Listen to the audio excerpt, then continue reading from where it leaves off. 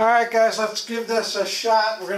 This is gonna be part 4A and part 4B like we talked about in class because the first one is too big. I left you guys right here with the idea that the British national debt because of the French and Indian War had almost doubled, and now you gotta figure out a way to pay for it.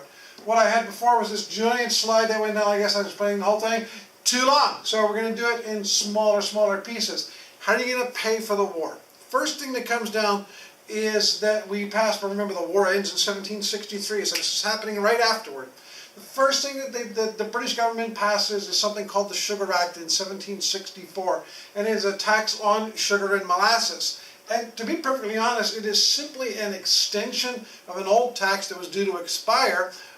So it really, to be perfectly honest, shouldn't have been a big deal, but the Americans, or the colonists, still English colonists, I think they thought it was a big deal because they were so much anticipating that this tax was going to go away, and suddenly it is here, and it's here to help kind of control trade, and also, they're not seeing it yet, but to help pay the war off. The colonists' response is to boycott British goods. Boycott means that you're not going to buy something. And they also start to engage in smuggling, which is bringing goods in illegally. So you're not paying the taxes on it, you're sneaking them in, smuggling them in, and of course the British hate this, and it's hurting their revenue.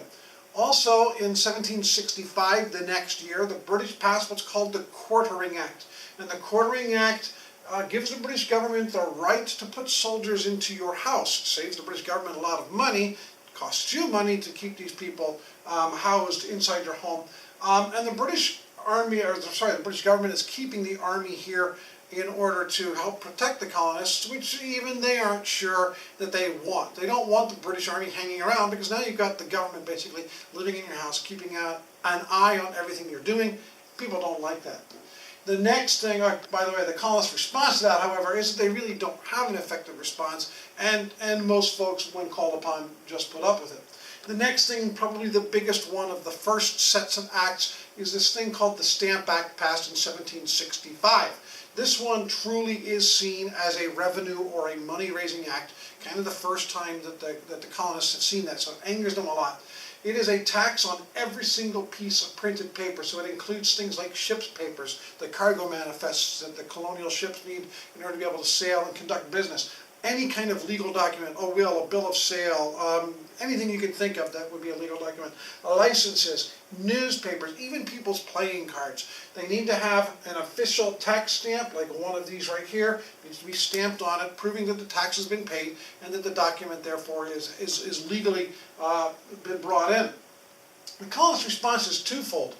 Number one, the Stamp Act Congress. This one's important because before we were 13 colonies, and we hear that, but we really were 13 individual colonies, each one doing its own thing and really not working too much together.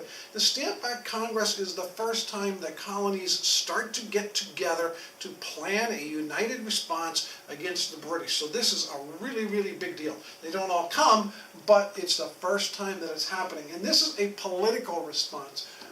More familiar to most people, however, is Colonial Response B, and that is this group called the Sons of Liberty. To be perfectly honest, they are a bunch of thugs. If they were doing the kinds of stuff that today to the officials, you would expect the government to come in and arrest all these guys.